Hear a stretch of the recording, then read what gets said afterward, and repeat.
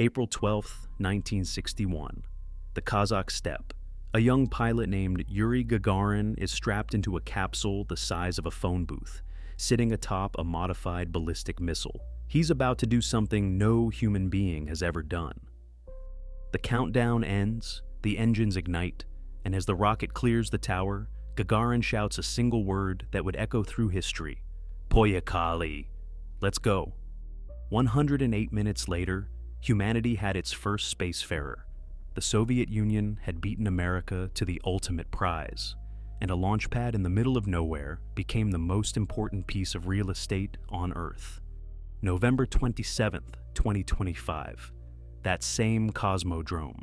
A Soyuz rocket lifts off, carrying 2 Russian cosmonauts and an American astronaut to the International Space Station.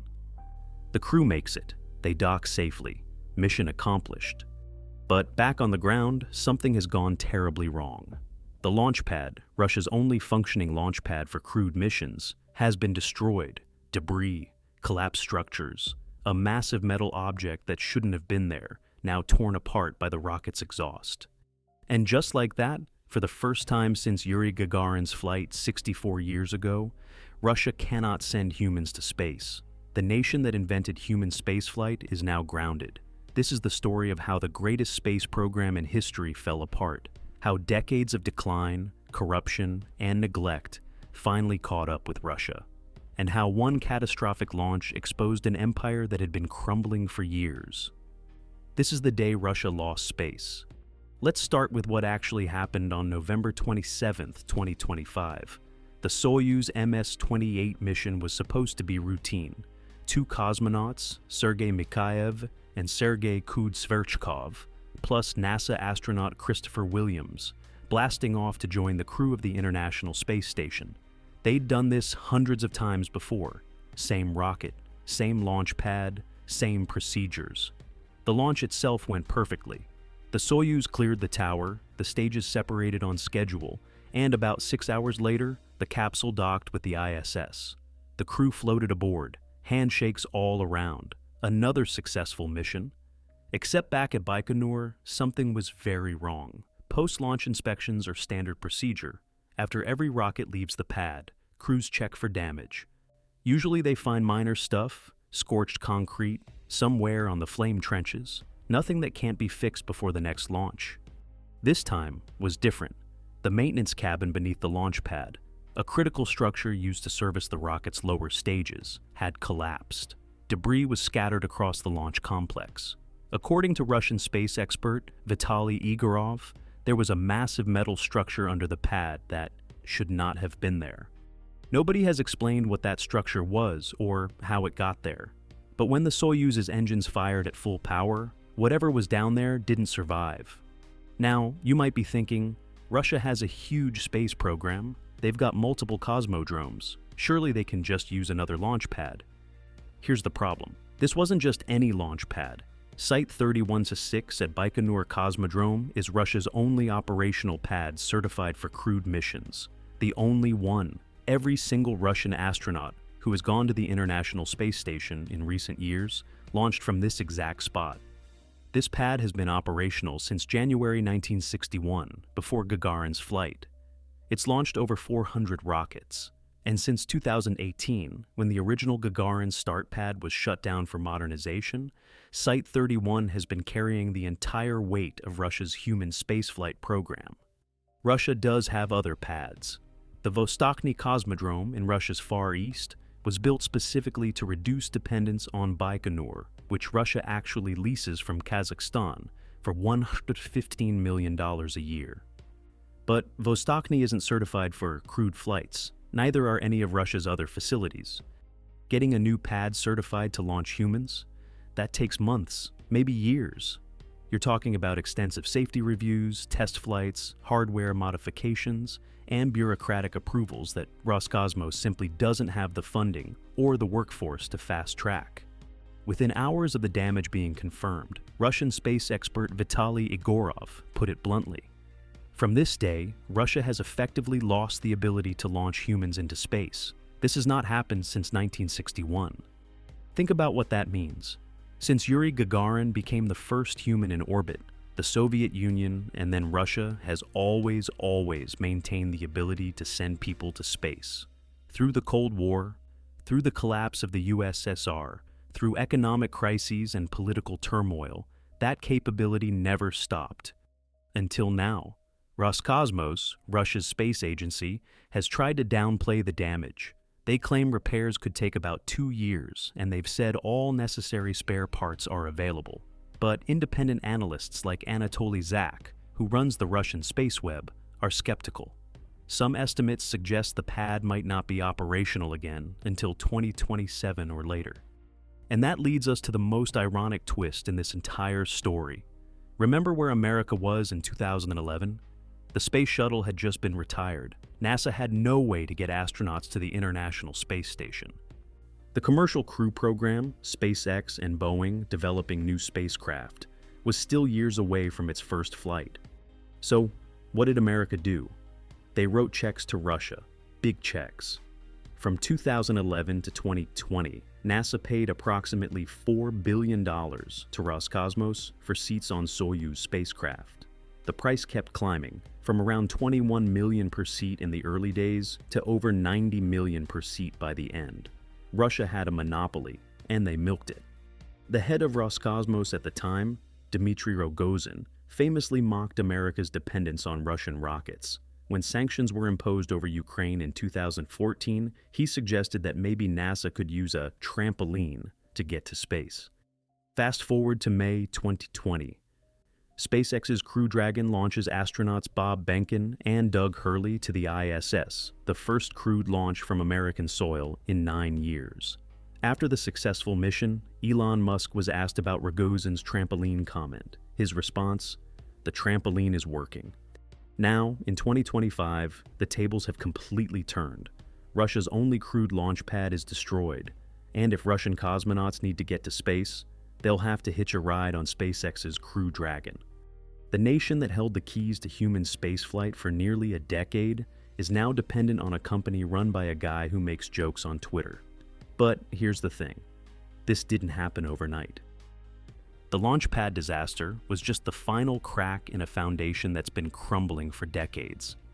To understand how far Russia has fallen, you need to understand where they started, because in the early days of the space race, the Soviets weren't just competing, they were dominating. October 4th, 1957, Sputnik 1. The first artificial satellite. Americans looked up at the night sky and watched a Soviet object streak overhead, beeping a signal that said, "We beat you." November 3rd, 1957, Sputnik 2 carries Laika the dog into orbit, the first living creature in space. Yes, it's sad what happened to Laika, but the Soviets proved life support systems could work. April 12, 1961, Yuri Gagarin, first human in space. The Americans weren't even close.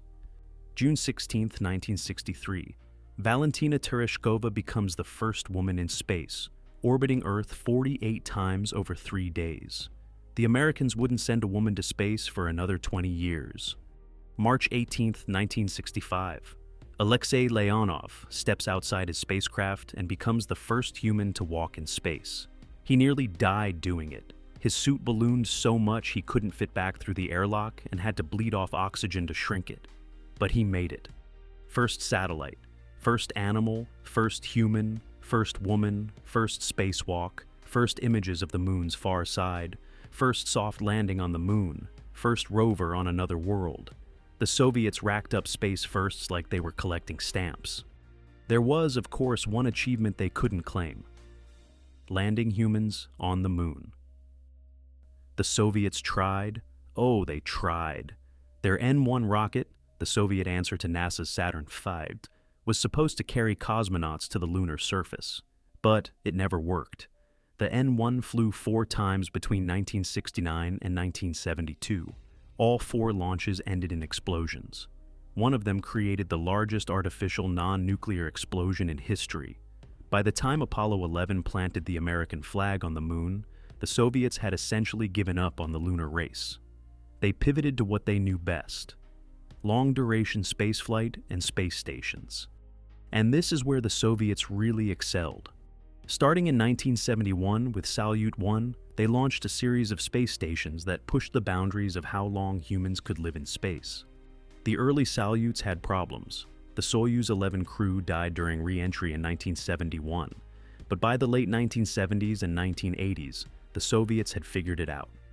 Then came Mir. Mir, Russian for peace or world, launched its first module in February 1986. Over the next decade, 5 more modules were added, creating the first modular space station in history. At its peak, Mir weighed nearly 290,000 pounds and offered 12,400 cubic feet of habitable space, the largest spacecraft ever built at that time. Mir hosted 104 cosmonauts and astronauts from 12 countries. It set records for the longest single spaceflight. Cosmonaut Valery Polyakov spent 437 consecutive days aboard, more than enough time for a trip to Mars and back. It proved that humans could live and work in space for extended periods without losing their minds or their bodies. The station also nearly killed several people through fires, collisions, and system failures. But that's a story for another video. The point is, when it came to keeping humans alive in space, nobody did it better than the Russians. Their Soyuz spacecraft, first launched in 1966, became the most reliable crew vehicle in history. Upgraded continuously over the decades, Soyuz carried more people to orbit than any other spacecraft ever built. So what happened? How did the nation that pioneered human spaceflight end up unable to send anyone to orbit? The Soviet Union collapsed in December 1991, and with it collapsed the funding, the prestige, and the institutional support that had made the Soviet space program a world leader. The first thing to go was the people. Engineers, scientists, technicians, the people who actually knew how to build rockets suddenly found themselves working for an agency that couldn't pay them. Salaries went unpaid for months. Research facilities fell into disrepair. The best and brightest started looking for opportunities elsewhere. Some went to Western aerospace companies. Some went to academia. Some, disturbingly, were recruited by countries trying to build their own missile programs, which is why the US government launched programs specifically designed to keep Russian nuclear scientists employed and out of the hands of rogue states. The exodus never really stopped. In 2019, the Atlantic Council published a report called The Putin Exodus, documenting how educated Russians had been leaving the country in increasing numbers since Putin returned to the presidency in 2012. By their estimate, over 2 million highly educated Russians emigrated between 2000 and 2019. Then came 2022. When Russia invaded Ukraine, the brain drain became a hemorrhage. Estimates suggest 50,000 to 100,000 IT workers alone fled Russia in the first months after the invasion. Over 800,000 Russians have left the country since 2022, most of them young, educated, and skilled. The space industry wasn't spared. More than 2,500 scientists have left Russia since the war began, according to some estimates. These aren't just numbers. These are the people who know how to build the navigation systems, the guidance computers, the life support equipment that makes spaceflight possible. You can't replace that expertise with money. It takes decades to train a rocket scientist. Russia doesn't have decades. Here's an uncomfortable truth about post-Soviet Russian spaceflight. Almost everything they've been using was designed in the 1960s. The Soyuz spacecraft, based on a design from 1966. Yes, it's been upgraded many times, but the fundamental architecture hasn't changed in nearly 60 years. The Proton rocket that launched space station modules first flew in 1965. The R-7 rocket family that powers Soyuz launches derived from the same missile that launched Sputnik in 1957. This isn't necessarily a problem. If the designs are good, why change them?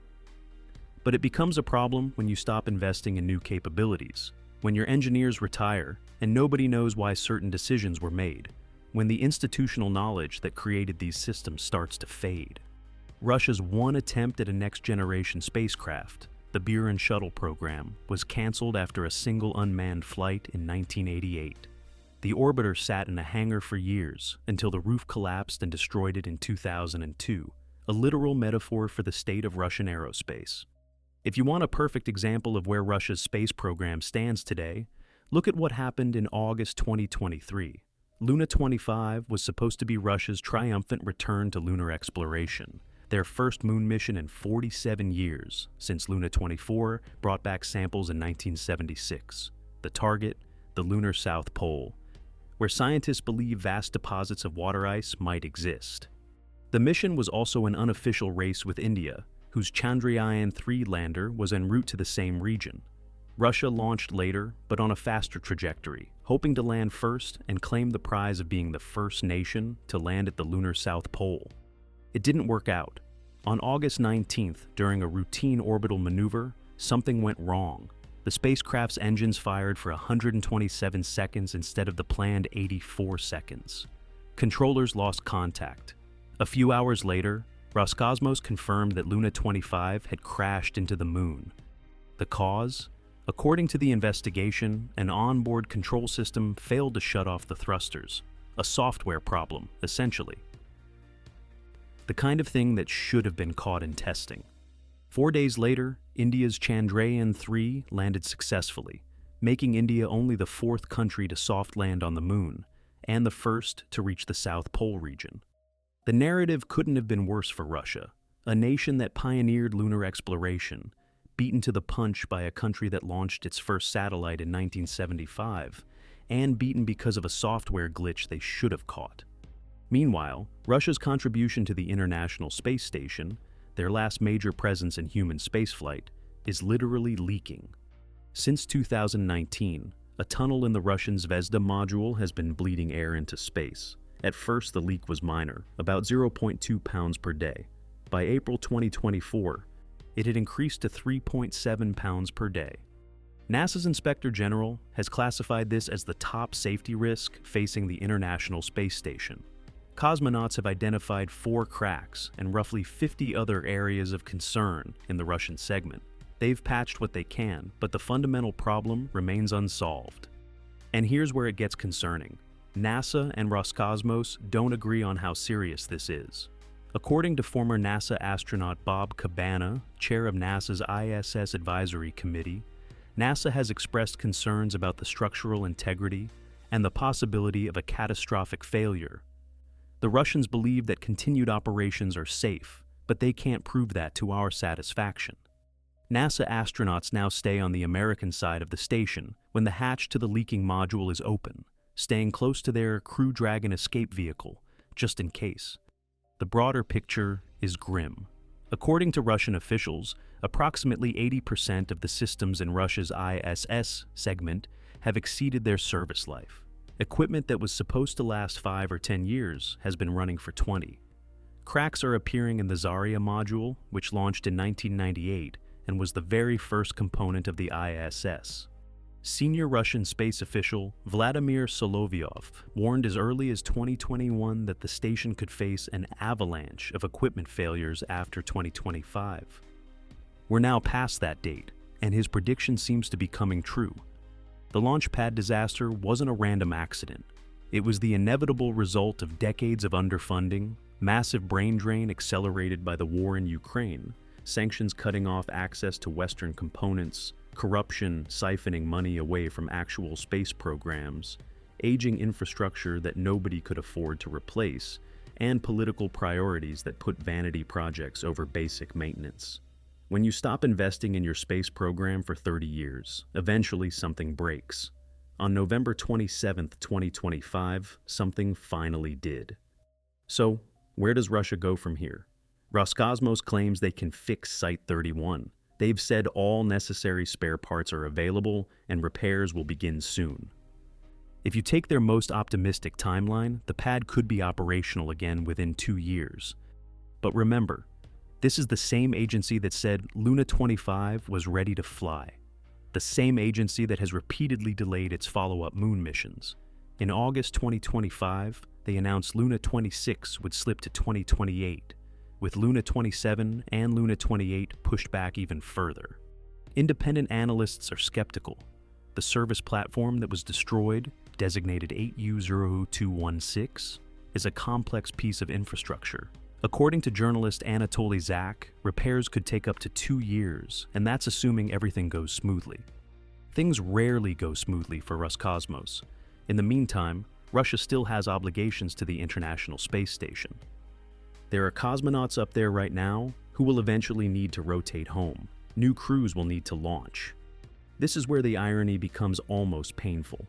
Russia will have to rely on SpaceX's Crew Dragon to get cosmonauts to and from the station. The same Crew Dragon that Rogozin mocked. The same SpaceX that represents everything Russia's space program is not. Private, innovative, and ruthlessly cost-effective. NASA and Roscosmos do have an agreement for seat swaps, flying each other's astronauts as a backup in case one country's vehicles are grounded. That agreement was signed precisely for situations like this, but it was supposed to be temporary backup, not the primary mode of operation. There's also the question of what happens after 2028. Russia has not committed to the ISS beyond that date. NASA wants to keep the station running until 2030, but if Russia can't maintain its modules and can't launch crews, the partnership may fall apart before anyone makes an official decision. Russia's other option is to pivot even harder toward China. In 2021, Russia and China announced a partnership to build an international lunar research station, a permanent base at the lunar South Pole. The plan calls for robotic missions in the 2020s, leading to crewed landings in the mid-2030s. On paper, this sounds like a lifeline for Russia's space ambitions. China has the money, the engineering talent, and the political will to pursue an ambitious space program. Their Tiangong station is operational. Their Chang'e lunar probes have successfully landed and returned samples. They're on track to send taikonauts to the moon by the end of the decade. But here's the question. What does Russia actually bring to this partnership? In the Soviet era, Russia would have been the senior partner in any space collaboration.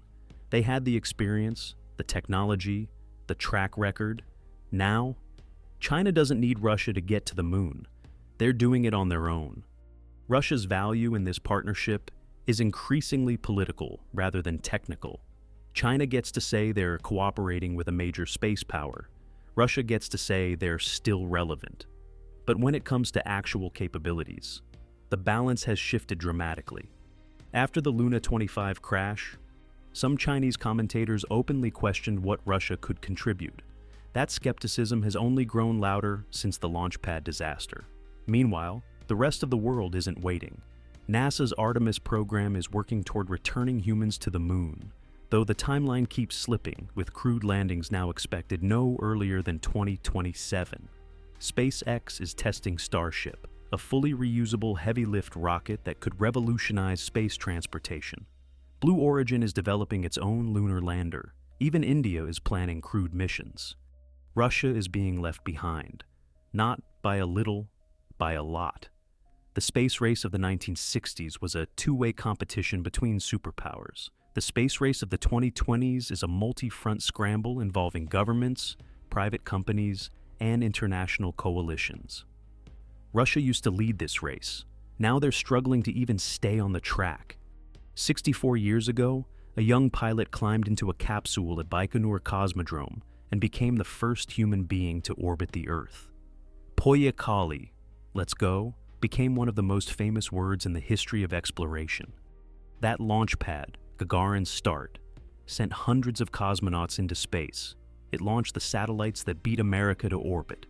It launched the probes that photographed the far side of the moon. It launched the modules that built Mir. It was the birthplace of human spaceflight. Gagarin's start is closed now, awaiting modernization that may never come. Site 31, its replacement, is damaged and inoperable.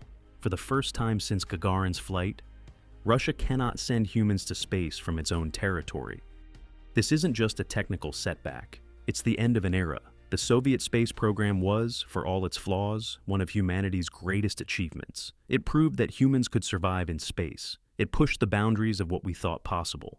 It inspired generations of engineers and scientists around the world. But the Soviet Union is gone, and the Russia that inherited its space program has spent 3 decades running it into the ground. Maybe they'll fix the launch pad. Maybe Luna 26 will eventually fly. Maybe the partnership with China will bear fruit. Maybe, someday, Russian cosmonauts will walk on the moon the way American astronauts did 55 years ago. But right now, in November 2025, the nation that invented human spaceflight is grounded, dependent on American rockets, watching from the sidelines as other countries race ahead. Gagarin's Launchpad launched the space age. Site 31's destruction might mark the end of Russia's place in it. Poyakali. Let's go. If you enjoyed this story, hit subscribe for more stories where history, technology, and human ambition collide. Thanks for watching.